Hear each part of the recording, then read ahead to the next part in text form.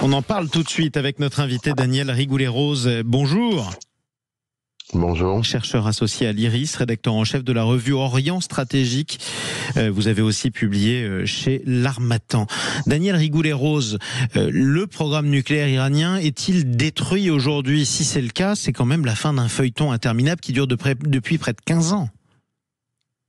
Oui, enfin c'est pas tout à fait l'épilogue, c'est-à-dire qu'il y a effectivement l'objectif des lignes déclarées de cette frappe, c'était d'annihiler les infrastructures du programme nucléaire iranien, essentiellement concentré sur 3 sites, Natanz, Ispahan et Fordo, comme vous le rappelez, mais qui avait déjà fait l'objet de frappes israéliennes, mais des sites comme celui de Fordo étaient très en profondeur et donc nécessitaient pour être justement touchés des armements exclusivement américains, d'où l'intervention qui a été faite cette nuit.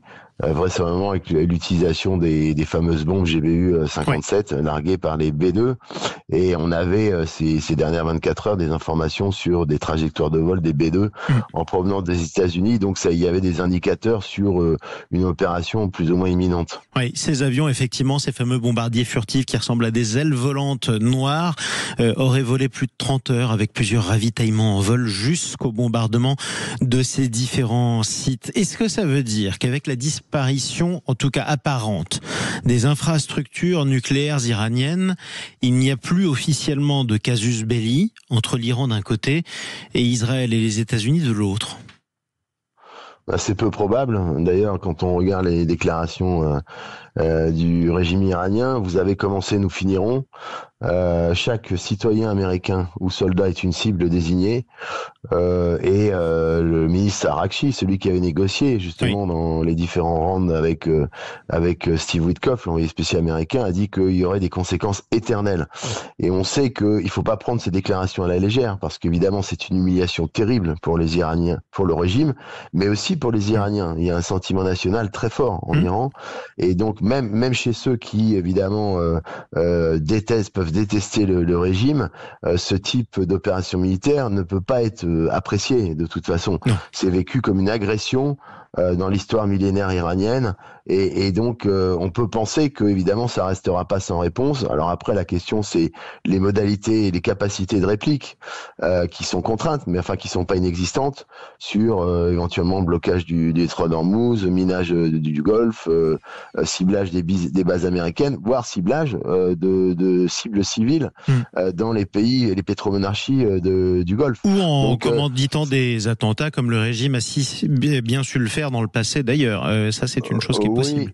Oui, ça bien sûr. D'ailleurs, on voit qu'il y a des arrestations. Il y a eu à Chypre l'arrestation effectivement, pour empêcher un attentat de quelqu'un qui était missionné par les gardiens de la Révolution. Mais au-delà, c'est la capacité de déstabilisation de l'économie mondiale à travers la question pétrolière qui va être posée de toute façon. Mais si l'Iran s'engage dans une campagne de représailles, quel sera l'objectif de ces représailles? Il n'y a plus manifestement, en tout cas à court terme, de programme nucléaire à sauver.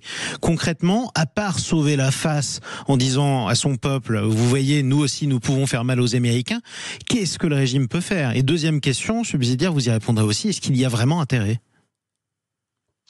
Il n'y a pas forcément. Le régime sait qu'il est au pied du mur de toute façon. Il joue sa survie.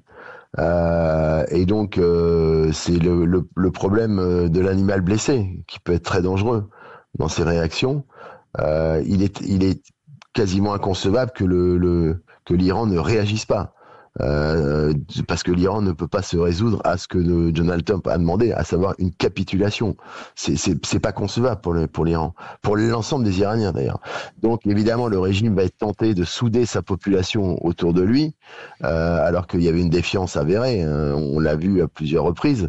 Il y avait plus de soutien de l'essentiel de la population pour le régime, mais là cette affaire peut être une opportunité pour le régime de ressouder un sentiment national à son profit. Et de toute façon, il y aura une réplique. La vraie question, c'est la nature et puis les conséquences de cette réplique. Et là, on rentre en zone inconnue. C'est une équation à plusieurs inconnus, effectivement, qui inquiète évidemment tout le monde, même si il y aura des contre-répliques massives, vraisemblablement. Ça a été annoncé par Donald Trump, si Téhéran s'aventurait dans cette voie. Alors, ce sera ma dernière question. Je sais qu'elle est difficile et vous n'avez pas de boule de cristal, évidemment, David Rigoulet-Rose, pardonnez-moi. Est-ce que le régime est plus proche de sa chute ce matin qu'il ne l'était hier soir avant les frappes ? Ça va dépendre justement de cette capacité à capter, à préempter un sentiment d'humiliation nationale. C'est ça qui lui permettra ou pas effectivement de pouvoir se maintenir, en tout cas à brève échéance. En tout cas, on aura compris sur le fond. Il est condamné sur le fond. Pour vous, ce régime est condamné. Oui, il est condamné. La question, c'est à quel moment il pourra tomber et de quelle manière. Parce qu'il y a évidemment, ça ouvre des perspectives de chaos potentiel qui sont préoccupantes. Effectivement. Mais écoutez, merci beaucoup pour cet éclairage, David Rigoulet-Rose. Toujours merci. Passionnant. Chercheur associé à l'IRIS. Je le rappelle, rédacteur en chef par ailleurs de la revue Orient Stratégique.